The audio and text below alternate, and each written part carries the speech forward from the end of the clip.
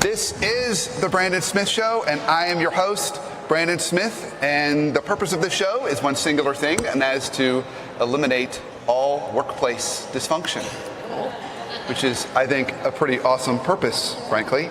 So this is a special show. We are recording live today from SHRM-Atlanta's SOAR event at the amazing Cobb Galleria, and today we are talking about HR confessions. Shh, don't tell anyone. HR confessions. So I have a wonderful guest with me today, Karen Hilton. Karen, how are you? I am wonderful, Brandon. It's good to see you. Good to see you too. I am excited about this. You and I have gotten a chance to see some of these confessions a little bit ahead of time. We have. And we've gotten to talk about these. And they are quite juicy, actually. Yes. And so I would be really curious. What we haven't done is I haven't gotten your perspective on these yet. Mm-hmm. So I'm looking forward to how you would approach this as kind of a seasoned HR professional. Okay. But before we jump into this too much, for folks who don't know a lot about you and maybe don't know your background, share with us a little bit about who you are, what you're up to, and kind of how you got doing this. Absolutely. So first of all, I want to thank you and I want to thank SHRM-Atlanta for putting this together. This is amazing. Not something I think we've done before, but in my line of work, I'm an executive coach. And so I work with organizations of all sizes, and primarily corporations hire me to work with their leaders. Occasionally, I will do a private engagement, a one-on-one, where someone might hear me in a speaking engagement or something like that, and they'll hire me. But primarily, I work with mid-sized to large-sized organizations, helping their leaders make progress. And how did you, I know you have a history and background in HR. I do. Mm-hmm. Tell us a little bit about that. So I spent more than 25 years in various roles. I kind of grew my teeth in HR, but I got to HR quite by accident. I found that kind of the operations side. That's a common story. Yeah, You'll hear people say, yeah, I kind of ended up in HR. I didn't necessarily have that as a plan. Some people did, but a lot of people just say it just kind of landed here. Absolutely. It became home. It's true. I really started on the operations side of business, but I found that there was an amazing opportunity to help organizations be more productive through people. And so that's really where I found kind of my niche. Okay. Mm-hmm. And so you had various kind of roles. And I did. And it sounds like a lot of different kinds of organizations as well. Absolutely. I started actually in being a receptionist in an HR department, believe it or not. Wow. And moved my way up to benefits and compensation, and then really from there moved into more strategic roles where I was doing things like working with presidents and the leadership team and all that sort of a thing. It was just a tremendous amount of fun. Awesome. Yeah. Awesome. Well, I'm really excited about kind of diving into some of our topics today. Well, before we go any further, I have to say this is my first time having an opportunity to work with you. And I know that there have to be people at SHRM-Atlanta who want to know a little bit more about Brandon Smith. So can you tell me how you got to the Brandon Smith Show and kind of your background a little bit? Yeah, so like the purpose of the show, my entire purpose and passion in life is to eliminate all workplace dysfunction. I love that. Everywhere, forever. So cool. So as everyone in this large room knows, I have a lot of job security. Yeah, right. Because you can't go anywhere, put a group of people together, that's right, and say go achieve something without someone stepping on someone's toes. It's true. Someone throwing an elbow, bloody someone's nose. Yeah. So getting people to play a little nicer in the sandbox is my passion. So in way background, I have an eclectic background in that I have a clinical therapy degree and did inpatient therapy work, and I have an MBA. So it's kind of my version of a Reese's Peanut Butter Cup.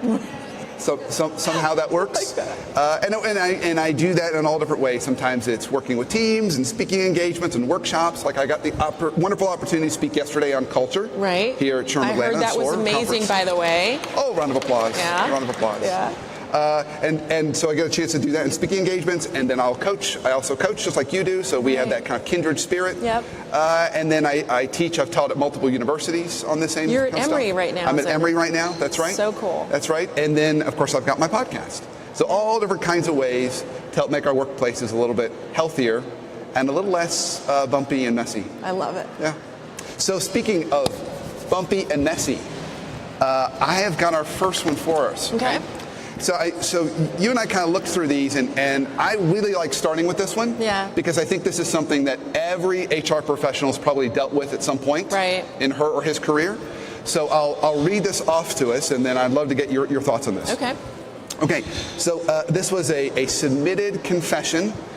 We have no idea who wrote it, and we're protecting the innocent and the guilty in all of these today. So here we go. I was a newly promoted HR leader joining a large HR team. During my second week in the role, I learned that 2 of my peers' roles were being eliminated. Okay, so you sign up for a role, then all of a sudden you walk in the door and go, uh-oh, just kidding. Like, this is actually not your role. Yeah. Actually, you're going to get all these roles. Yep. In addition, one of these peers would be responsible for bringing me up to speed on key business initiatives and critical responsibilities that she had. So the person who's leaving is going to now train you on what she was doing. Yeah. And so I thought, did I make the right decision to move into this role? And it was awkward for me, and I'm sure my colleague, to learn in this environment. Coupled with learning my new team, my clients, the leader that I supported, and the new part of this business, I was also charged with leading transformation initiatives. So these initiatives include org redesign, talent reviews, reduction in force, new leader simulation, and day-to-day HR tasks. Yeah. Okay, so we go into a role. That's a lot. Turns out it's actually all these roles. Yep. Oh, and guess what? Now you got to go lead change. Yep. Right now. Yeah. What would you do? Well, I can tell you what I did do, because this has actually happened to me in my career. And what's interesting is that most of my practitioner friends have had something like this happen to them. So I love this story because I think it's really relevant regardless of where you are in your career. I remember getting that knock on my door that said, oh, by the way, Karen, you're promoted. Congratulations. And I wasn't expecting it. It's not what I signed up for. So I really had to have a conversation with myself, first of all, that just kind of took a deep breath. But I had to think about this from a different perspective, right? And if you know anything about me, for any of you that have taken assessments, my change score is off the charts. So being adaptable and flexible is something I'm really good at. But even in this role, because it was so much larger than anything I'd ever done before, I felt fear. I was frozen in the moment. Yeah, I completely understand. Yeah, and part of that was driven by the fact that I didn't want to let anybody down. There were lots of areas of HR at the time that I had not had experience in. But, I think the first thing to do when you're in that sort of situation is to be honest, is to have a conversation with your leadership, to just say, listen, what are your expectations in terms of what it is I bring to this role? And then what might be the opportunities for me as you see it. So setting expectations, I think, is really, really important. Amen. But when you do that and you set expectations, then I think really taking a lay of the land and making sure you understand what's involved in that. And it sounds like in this particular situation, they've kind of looked at all the different things that were going on. And I think for any person in HR, it's important to remember that you do not have to have all the answers. A big part of being a great HR partner for a business is making sure that you are behaving and acting and thinking in that way, that most of the time there are other people who have knowledge that can help you do your role more effectively. So for me, it was about making sure that I had formed those relationships and going into it in a very honest way. And letting people know, listen, I'm here to partner with you.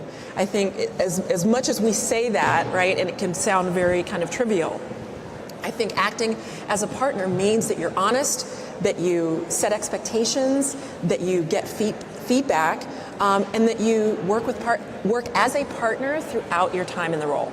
So I love what you said. Yeah. So and I'm going to take a step back from this in a minute, but I want to kind of summarize what I heard. So Okay. I heard that one of the first things you got to do is clarify expectations. Yes. So you can really kind of manage the scope. And I'm a big believer in driving clarity. Yes. And I think if we don't don't clarify expectations, we're essentially going to Vegas. Yes. Right? we're placing our bets. Yes. And we're all smart folks who probably guess right and bet right most of the time, but Yeah. when we bet wrong, it costs us a lot. costs So I us. love that as a first step. Hey, I'm going to clarify expectations. Yeah. And the second part, you said it quickly as if it's easy, but Yeah. I want to acknowledge the fact how hard it is. Yeah. And that's to get out of our own head and not believe we have to have the answer. Yes. Acknowledge the fact that while we do hold a subject matter expert role, Yeah. that doesn't mean we have to hold all the answers. Absolutely, and I think one of the things that's been interesting about my career is I've worked in a lot of different industries that I didn't necessarily have experience in when I began, right? So you walk into something, I've worked in the automotive industry, I've worked in consumer goods, I've worked in a lot of different areas, and walking in, you want to do a great job. I think I can say that every HR practitioner I know goes into a role wanting to do a really great job. Yeah. But the temptation is sometimes to walk in thinking you have to have all the answers, and that is absolutely not the case. Well, it's funny because I find that senior leaders, Yeah. they look for people who ask really smart questions Yes. more than they do people who have Absolutely, answers. yeah. That's what they really want. Get me thinking differently about my organization. So I love that. Okay, awesome. So now let's wind back a little bit on the same thing. Yeah. And we skipped it, but I want to go back to it. At what point, so there's two parts to this. One is what do you do in this situation? Yeah. But before that happens, you have to say, do I want to proceed given that the rules of the game just changed? Yeah. So at what point would you advise someone, maybe you need to reevaluate and this isn't the right role for you because this person clearly signed up for one role. Yeah. Turns out they're basically leading the department and they're doing a reorg at the same time. Yeah. So I think it'll go back to setting expectations. I know in my own experience, when I was in this situation, I had to be clear about what it was I felt like I needed to succeed in the role. And at the time, we were growing. The organization was growing, the company was growing, and we had a lot of different things going on. And at least if this person were sitting in my chair, I would say, so what do you feel like you need to succeed in the role, right? It might be that you need, to work as a partner, to really be involved in conversations that maybe you're not involved in today. Maybe you need more headcount, and that's always a sticky thing, right? Because we go into organizations a lot of times with the do more with less kind of thing. Yeah. And I think it's fine to be courageous in that way and to want to be financially, fiscally responsible. But in my situation where I was being told, hey, listen, the company is really trying to buckle down on finances and that sort of thing, I drew a picture for the organization of what we could accomplish. I looked at data, financial data, organizational data, and I shared with them kind of my vision once I finally got my head around that I was going to stay in the role, and kind of painted a picture for them of capabilities. Here's what we can do. And so I think it's really, really important as an HR practitioner to not just be good in HR, but to get hungry and get curious about the business and get into some of the details that your stakeholders will want to know. And really care about. I had a good friend of mine, and she took that exact route, and she ended up ultimately she moved into a senior HR role and then moved over to the COO role. Yes. Because she asked so many questions about the business. Absolutely. And basically self-taught taught herself. Yes. She was self-taught on finances and every other aspect of the business. Mm-hmm. But I think there is, I think it's worth mentioning that there might be situations where you look at a situation like that and you say, this isn't the role for me.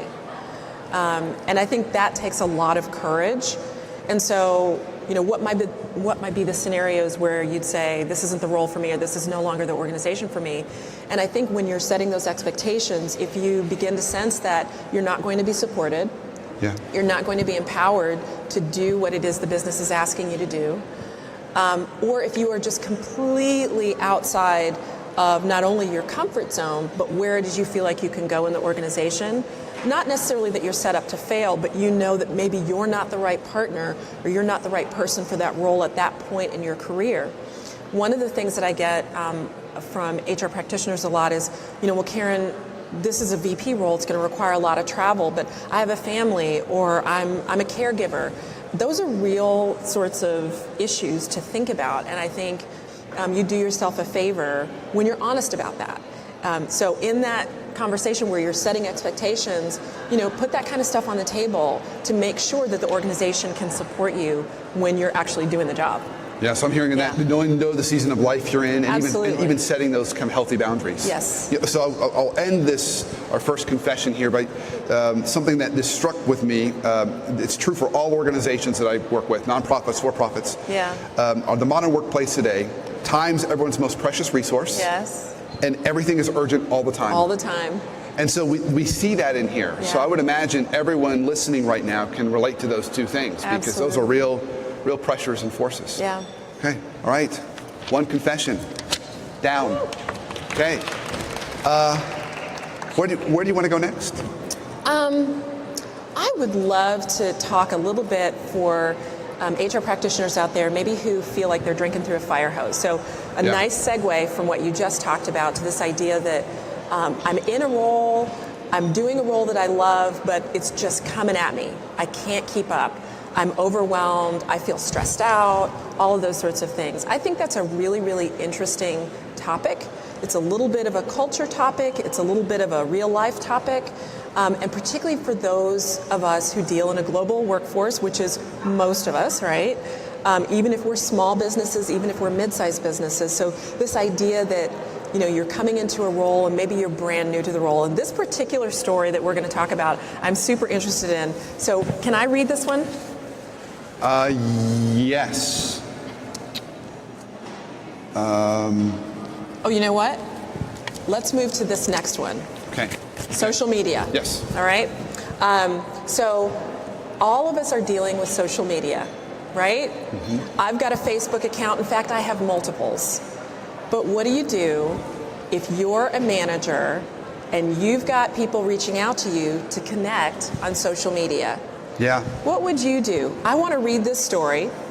We're going to switch gears a little bit. I'm going to read this story, and I'd love to know what you think. Okay. All right? Okay. A newly promoted manager is still maintaining a friendship with one of his previous peers, even though when he was promoted, he was cautioned by HR not to do so.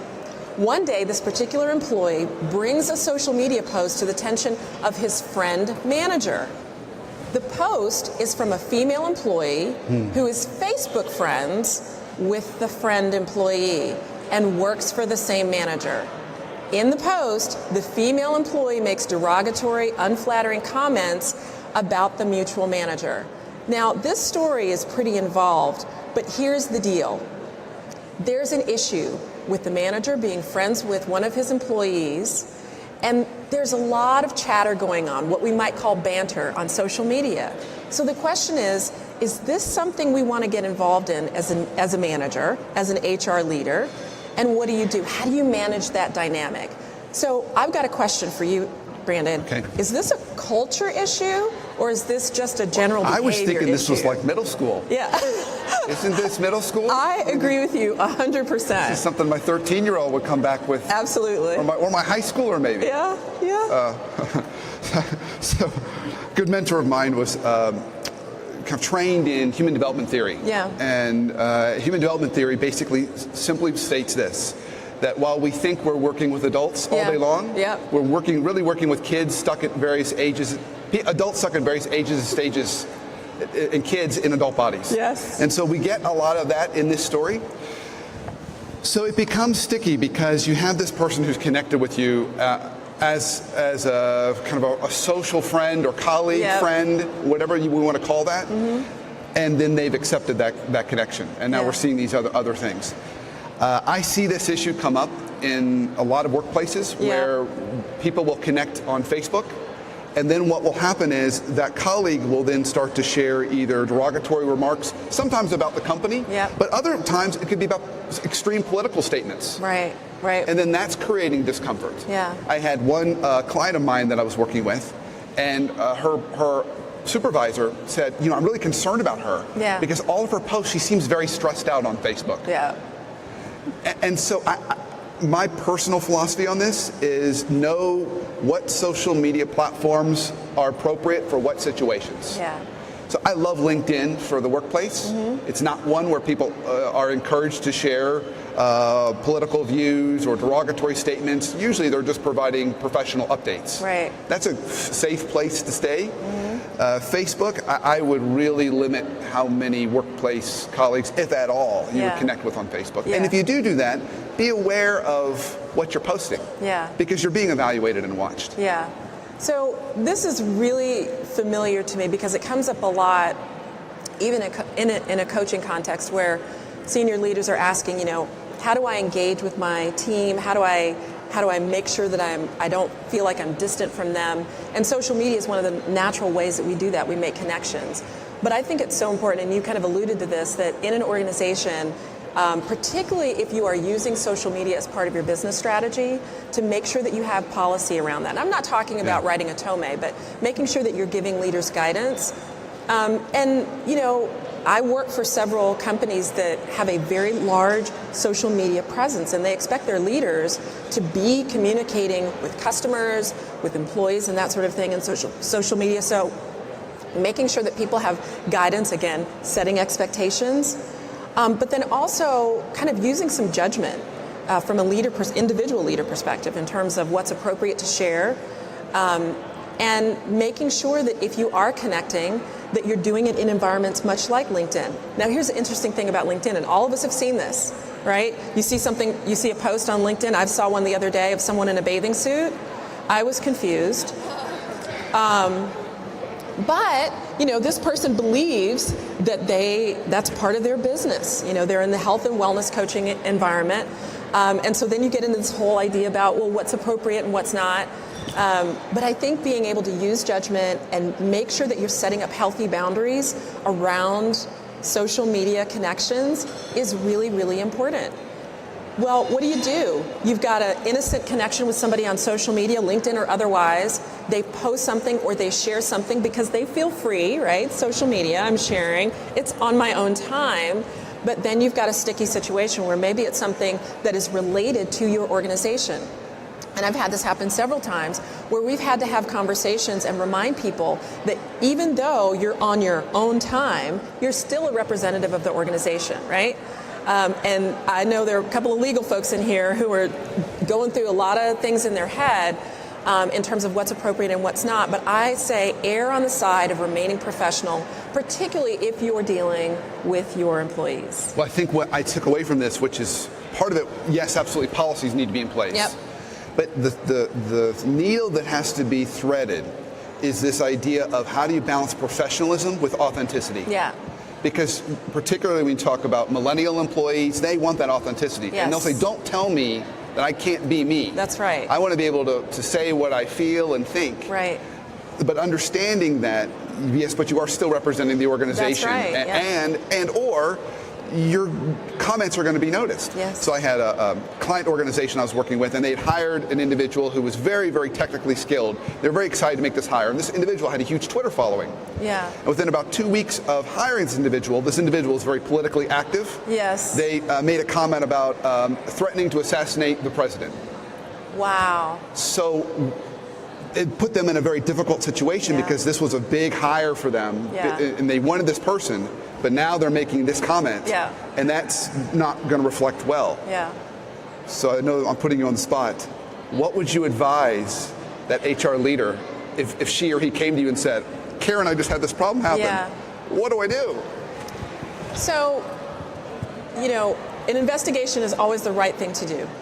And when I say an investigation, for those who aren't familiar with the HR world, we take every claim. A seasoned, experienced HR practitioner takes every sort of introduction to an issue like that very, very seriously. So I think one of the things that's super important is making sure that you respond timely, but making sure that you also get input and check your sources. Make sure that the information is credible.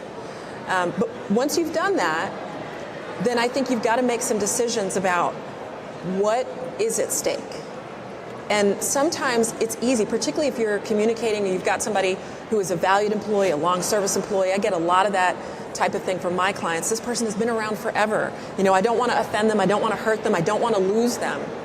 But I think you have to hit it head on and have a conversation that kind of exposes what's happening and describe what's at stake.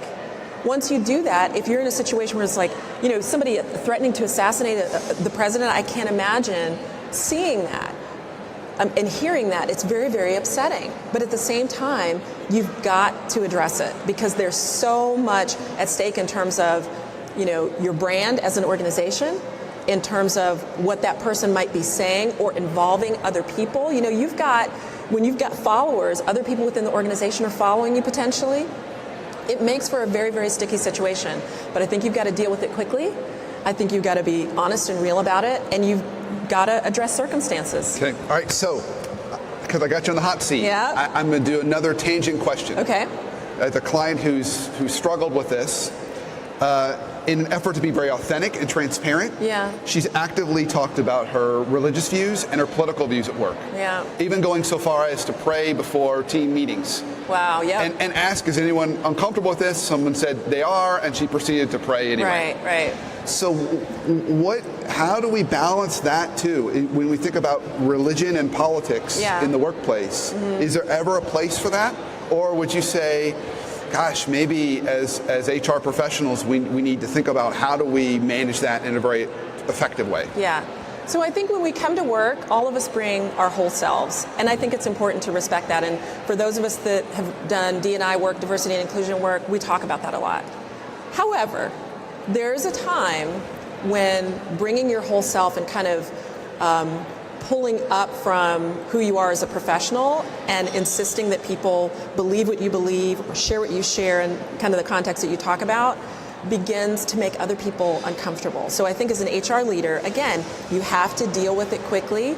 You have to make sure that you understand what the culture of the organization is. And I mention that because one of the companies that I work with is a faith-based company, where faith is a very, very important part of what they do. But at the same time, even in that context, and you probably deal with this in the nonprofit sector as well, you have to remember that we have a diverse workforce. And if that's true, then we have to remind people in that scenario and have conversations with those folks. If that person is praying and they've got a situation where people are not comfortable with that, or they are representing the organization, when they're in a prayer meeting, that sort of a thing, that's really, I think, where we begin to cross the line and where we have to pull people back to your core objective as a company. Again, if that's what you do, if you're a church or you're an organization that's faith-based and that's part of your value proposition to the community, then that's one thing. But otherwise, I think you have a responsibility to really pull in those leaders, that leader, and have a conversation that reminds them what your core policies are, what your practices are, and why it is that it might be distracting from what it is you really came to do. Yeah, and as hearing you say that, what I was thinking in my mind was that there's almost not a one-size-fits-all with that. That's true. And it can vary based on role. Absolutely. So the more senior you get, the more you really have to watch that and be careful. Yeah, I think that's right. And as well, though, I think you have to have consistency. So whether you're dealing with somebody who is a senior leader, in one of the organizations I work with, we actually had the president of the company, and this was not a faith-based company, who was leading prayer meetings. And we had to have conversations with him. So it's not just, the line employee that you have a conversation with. You also have to have courage to have a conversation with everyone the same way you would in any situation. Okay. Yeah. Okay, so this is a nice segue into another confession. Okay. Okay. And so this is kind of about cultural differences. All right. So here's the back of the envelope version of this confession. Okay. Okay. So it's a large tech department, and a manager was approached by an employee sharing he was distracted by the body odor he believed coming from several colleagues. Oh, wow. Instead of engaging human resources for guidance, the manager took it upon himself to personally call each person in the department, asking how often they showered. I think it's safe to say don't do that, right? That's not a good idea. That's the official HR advice. Don't do that. Not a good idea. Note, the company uses the support of outside consulting firms, meaning some of the people called were not actual employees. Wow. And many of these individuals were from other countries. The situation worsened, creating division in the workplace coupled with hostility as the consultants were identified and asked to comply with increased hygiene measures. Okay. So when I read this, I took a deep breath. And I'm still taking a deep breath. Did you take a deep whiff too? Yeah, I just took a deep breath because it literally took my breath away, no pun intended. And I have to say, we have a studio audience here that is amazing, by the way, and I see so many heads nodding and like people like flinching when they hear this because unfortunately, again, this has been something that I've dealt with both when I was internal and in my consulting practice. And for all sorts of reasons, this is just wrong. But the question is, as an HR leader, what do you do? How do you even begin to address the situation? Yeah, right? And particularly when you think about today and how much emphasis and optics are on diversity and inclusion. Yep. Because you have people with different backgrounds, different cultural backgrounds. Yes. And they may be cooking with spices and that create a different odor that other people may not be used to. I can But imagine we're not this talking is very about sensitive. spices here, right? Well, we're not really sure what we're talking about other than odors are offensive. Yes, yes. So what would you do? You know, there are a couple of issues here that are just sticky. The first of which is that the people that are involved, the folks that are being complained about, are not employees. That's an important distinction. They're contractors. And if I were to ask questions, one of the first things would be is where's our third party representative? Yeah. I've got to make sure that I'm talking to them versus addressing the issue directly with the folks that are involved. So the fact that this manager took it upon himself to call each person who is not an employee, I mean, it just makes my skin crawl. To have such a sensitive conversation is really, really important to address. You've got to make sure that as an HR leader, that your managers understand the chain of command, the protocol when it comes to dealing with contractors. And I have to say, I've dealt with many client organizations where contractors are a huge part of their workforce and an important part.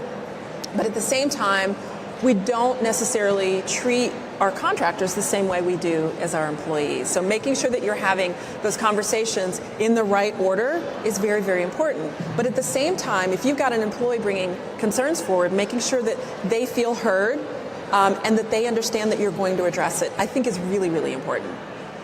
So do you circle back with that employee and say, hey, I want you to know that I have had some conversations and I heard what you said, yep, and we're doing something about it. I'm really glad you said that. So circling back in any sort of situation, any of these, is really important. When somebody brings their concerns forward, one of the basic things you can do, whether you are a junior HR, kind of entry-level HR, or you're a seasoned HR practitioner, is making sure that you're circling back with people and saying, thank you so much for bringing your concerns forward, we're addressing it.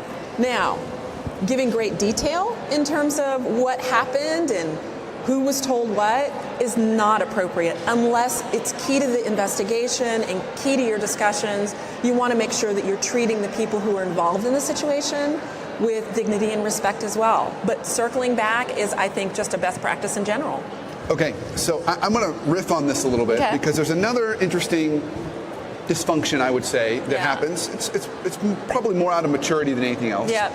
But I'll hear stories of junior employees that are fairly young to the workforce. Mm-hmm. They'll have something happen to them that will offend them, and they'll immediately jump straight to HR. Ooh, that's a good one. So we were talking about when is it appropriate to go to HR? When is it not appropriate to go to HR? At what point, when people go to HR, do you say, you know what, you need to go back and talk to your supervisor or back and talk to this person before you come to me? Yeah. I have quite a few of those conversations, and it's kind of a catch-22. Because on the one side, you want people to come to HR. I know as an HR leader, I was always really excited and I wanted to encourage people to use us when it was appropriate. But then there's the when it's appropriate, right? But having those conversations with people to say, hey, listen, have you had a conversation with the person you're struggling with? Is one of the very first things I ask. And why is that? Because not everything needs to be addressed by HR. Sometimes it's just a matter of learning to deal with conflict, right? Interpersonal awareness, learning to negotiate for resources, or sometimes people will come in, they want more time on a project, and they come to HR and they'll say, I want more time on this project. My leader isn't giving me enough to do, or my leader isn't giving me the type of work I want to do. That's a conversation where you really have to encourage people to have those one-on-one conversations. So I think making sure that you're using your resources well is just a matter of making sure that you've kind of touched base with that person. Where do you go? How do you go? Part of, I think, our role as HR is making sure that people understand how to leverage all of the organization, not just us. HR has a tough job. We do. We're part counselor, right? It is a really tough job. Because the other part in this I'm hearing is there's a time and place when people's discomfort is valid and you say, we should help you with that. Absolutely. There's a time and place where they need to feel that discomfort. Absolutely, yeah. Because we talk about resilience and change. Yes. Those are states of discomfort. Yeah. And I can see situations, and I've heard of situations where people go to HR complaining. Yeah. But it's really because they're being stretched in a way they're not comfortable with, or they're not being given what they think they deserve or want. Yeah, and I think that's such a good point. And we see this a lot. We've heard this a lot in some of the things that have come up in the news over the past 18 months or so, where HR didn't help me. And that always kind of raises a red flag for me. I know in my own experience, because I am so interested in making sure that people feel heard and responding to people timely. That's one of my core beliefs as an HR practitioner. So I think it's very easy to say, well, HR didn't hear me if you're not getting the answer that you want. But I do think if we as HR practitioners are circling back and making sure that people understand how to address their issues and where to address those issues, and then following up with them, sometimes even guiding them through the process, that we head some of that off. Yeah. So there's one more mini story as we're getting close on time here. And we might have time to jump into another confession, but you mentioned something before we got started. And you told me this story, and this is a case where this manager should have gone to HR for guidance and did not. And so they had an employee that was diagnosed with an illness, and they took it upon themselves to kind of express to all the other employees how they should conduct themselves. Can you add a little more color to this story? Yeah, so the scenario was, this happened years ago, but I was fairly new in HR, is probably why it sticks out in my mind. It came to our attention by the grapevine that one of our employees had recently been diagnosed with HIV. And this person's manager was not at all welcoming or open or happy about that. Now, this is a guy who walks around with a toothpick in his mouth, so he had his own issues to deal with, but it helped me, it gave me context for why it was he handled it the way he did. And the way he handled it was, this is the manager. So, and he didn't go to HR first? He did not go to HR. He found out about this? I found out about this through the grapevine. Okay, so he found out and he just took it upon himself. Established policy. Yes. Okay. Yes. And what I discovered was he thought it would be a good idea, and he would be helping people out by going to the team members of this individual who had recently been diagnosed with HIV to warn them about going in the restroom with this person. All of the HR leaders in the room are literally grimacing right now. And this is a true story. So when I found out about this, I think my chin dropped.